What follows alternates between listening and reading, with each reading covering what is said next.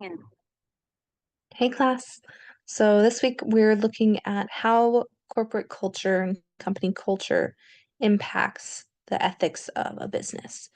And this is interesting because if you've worked anywhere or even if you've done different sports or clubs or gone to different schools, there's definitely a different culture in each of those places, right? So it's how people behave, it's how people act, it's what people see as normal versus not normal.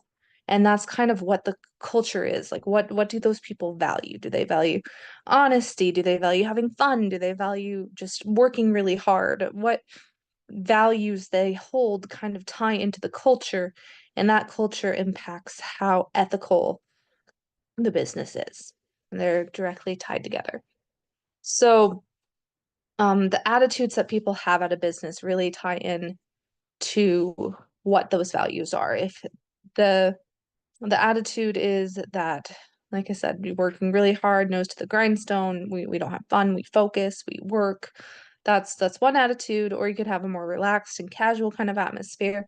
And those influence the people who work there. So you might come in with one set of values and characteristics, but when you work at a place for a while, it usually affects you and how you act and how you behave, whether you mean for it to or not. It usually rubs off on you. And so that's how maybe good people might go work at bad places and end up doing things that they don't actually believe in and they don't believe are good things. It's just because the whole workplace does it, and that's the culture of that workplace. And it impacts them because maybe they just need to keep that job or they don't have any other options to go work at. And so it's really important to understand the values of the place you work at. And if those values don't align with your values, you're not going to be happy. It's going to be almost impossible to kind of shift the culture of that workplace to fit what you believe in.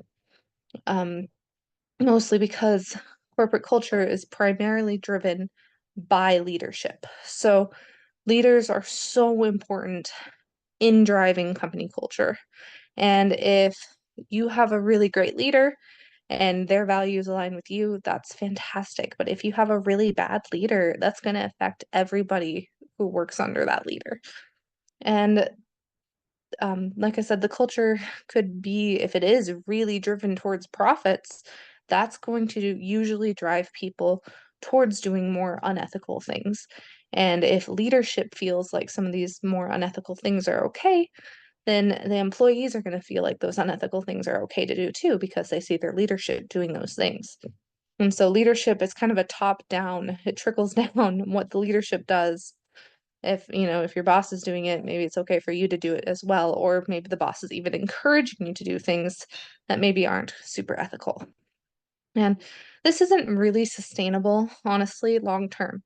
There's just, it's too easy to get information out nowadays about different companies and cultures and businesses. We have the internet. And so if a business is doing unethical things or not treating their employees well or not treating their customers well, then it's going to get out and people are going to hear about it. So while doing unethical things might help you profit in the short term, it might really hurt the business later on. And so trying to build a corporate culture that is based in ethics and values is going to be really important.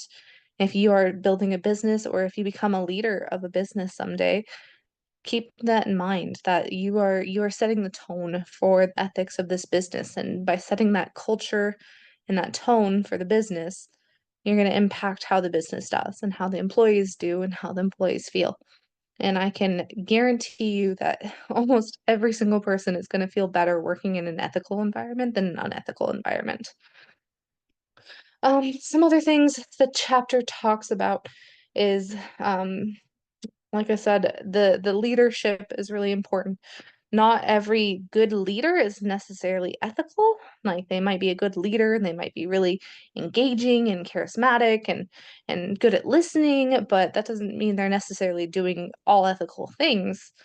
And also vice versa, you might have a very effective leader that's not ethical, and you might have a very ethical leader that's not very effective.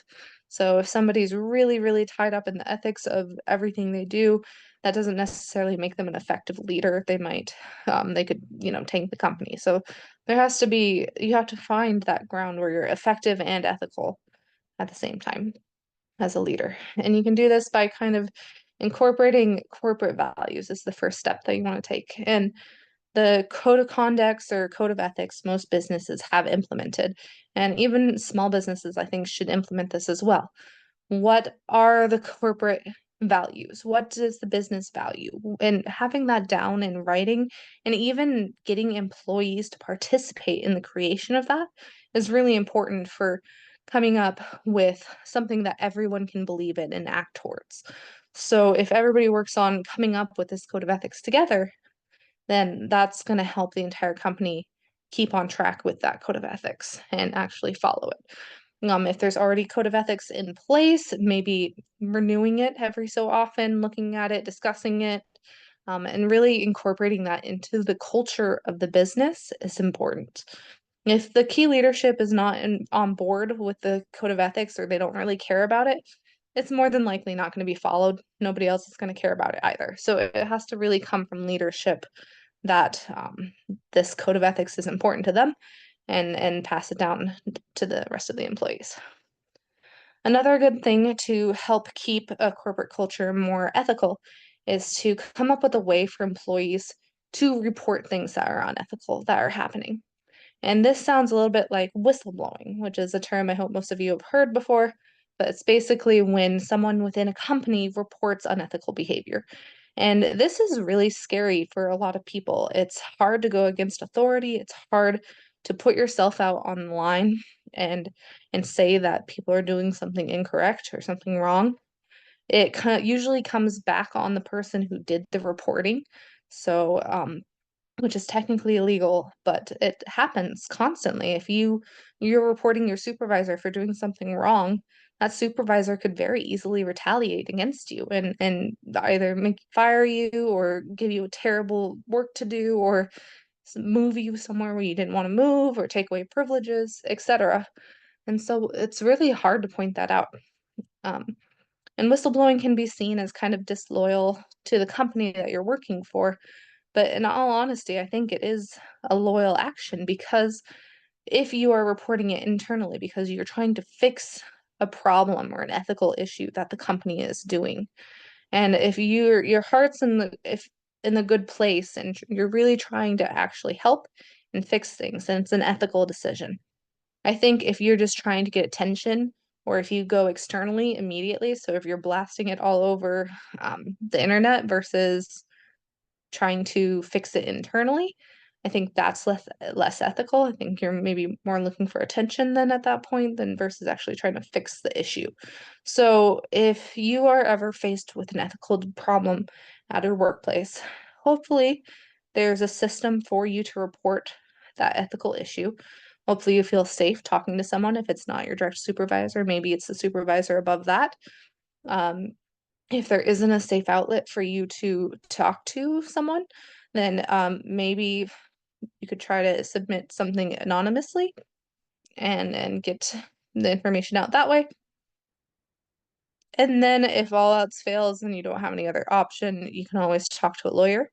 They can help protect you in the case that you do get retaliated against. And, if it's really, really bad, then you should look at other options for employment, unfortunately. You're not going to be able to change unethical culture everywhere you go. And I think it's something really hard, something I've had to go through too, where I was faced with in a company or business organization that I worked for that did not have the same ethical values as I did. And when I tried to bring up problems or issues that I saw that were unethical or in some cases even illegal, I was not listened to. And after a handful of months of this, I couldn't do it anymore and I had to leave. And that's okay. It's okay for you to put yourself and your ethics and your values first and realize that you're not going to be able to fix every toxic culture, all the bad workplaces. There's going to be tons of those out there and you're going to run into them more than likely.